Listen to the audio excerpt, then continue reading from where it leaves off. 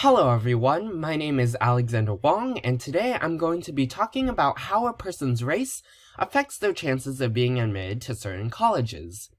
This topic leads into the importance of affirmative action within college admission practices. So my question that I've researched for the past few months is if race-based college admission policies should be banned. Every year, high school seniors go through the college admission application process in hopes of being accepted into their dream school. Many applicants hope to get into prestigious colleges since they are associated with status and higher paying jobs. Therefore, colleges range from highly selective to open, depending on the number of students that apply to attend that institution. College admission officers look at many factors when considering an applicant, such as GPA, extracurricular activities, and test scores. One of the most controversial topics is if race should be a determining factor in deciding if an applicant is accepted. According to Merriam-Webster, affirmative action is an active effort to improve the employment or educational opportunities of members of minority groups and women. However, this practice can be problematic. The problem has been brought to the attention of the Supreme Court in 2003. But the Supreme Court had contradicting views. In the Gratz versus Bollinger case, the Supreme Court ruled that the numerical admission system, in which a given number of points was awarded to all applicants in certain ethnic categories, violated the Equal Protection Clause of the 14th Amendment.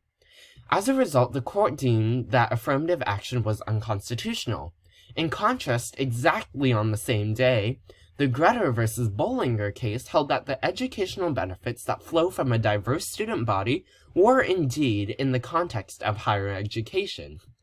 These cases showcase the complexity of this issue and the federal government's indecisiveness towards affirmative action policies. Now let me ask you to consider these two applicants. Imagine you're a college admissions officer and you have to decide who should be accepted into Yale, a highly prestigious college. Person A clocked a perfect score of 2,400 on the SAT reading test. By the end of his junior year, he added 2 perfect scores of 800 on 2 subject tests and 5s on 8 AP exams to his repertoire. The other applicant, Person B, ranks number 11 in a class of 647 at William Floyd, a large public school on Long Island Shore, and his SAT score, 2,250 out of 2,400 points, puts him in the 99th percentile for all test takers. It seems hard to determine who should be admitted to a highly prestigious college, right? However, there was one determining factor that changed each applicant's chances of admission: race. Person A describes James Liu's friend. He had high college expectations and applied to 4 Ivy League colleges. However, as an Asian student, he was rejected by all 4 colleges.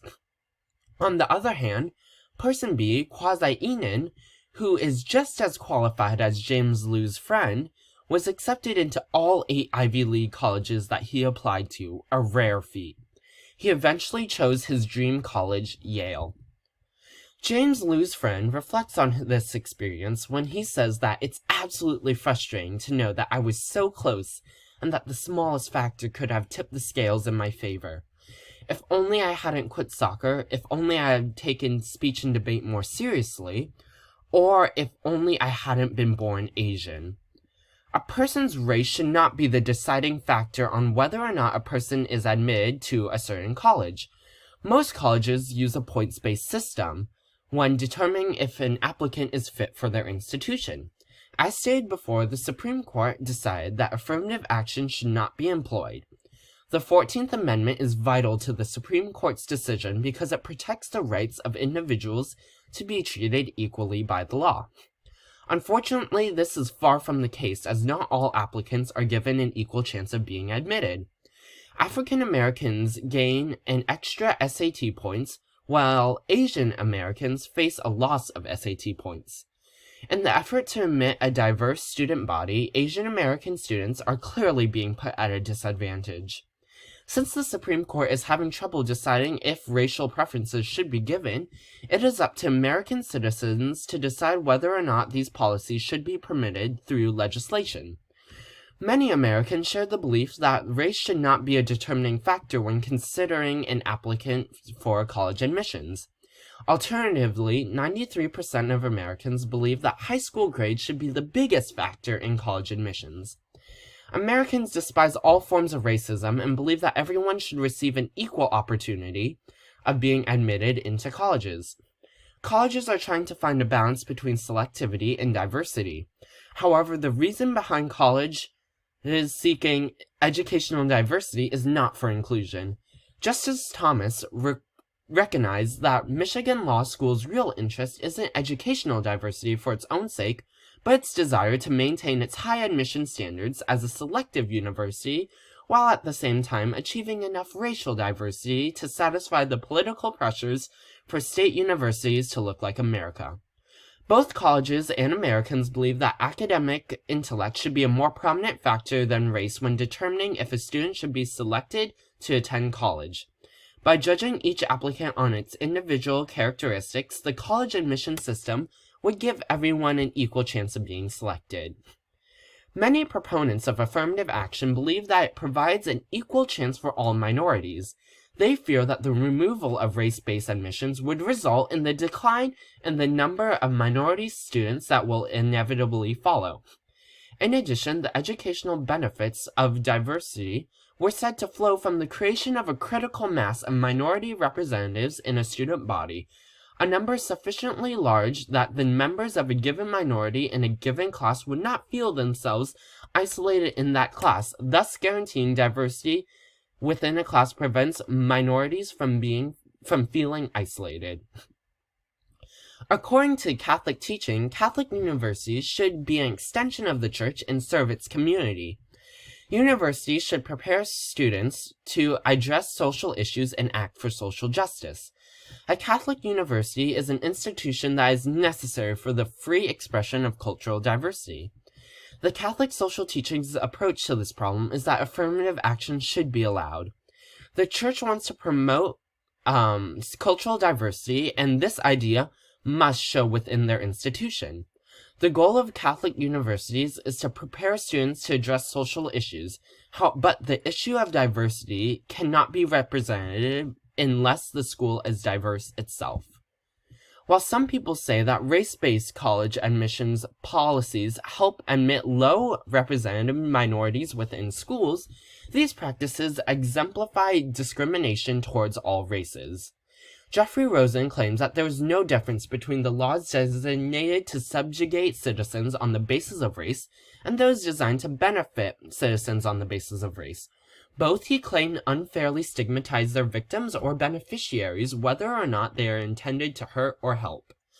Although race-based college admissions practices create a diverse class, these policies judge a person based on their race instead of an applicant's accomplishments.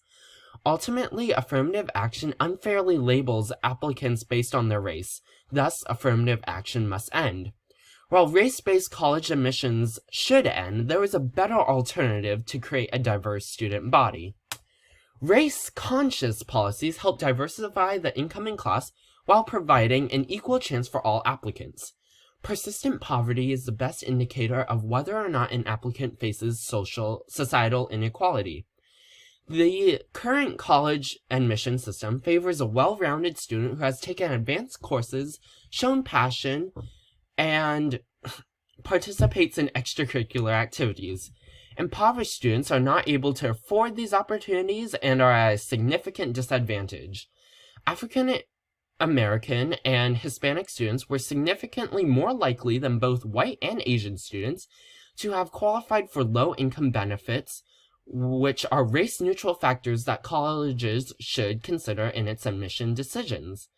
Many Asians also face poverty too, so class-conscious policies would not discriminate between different races.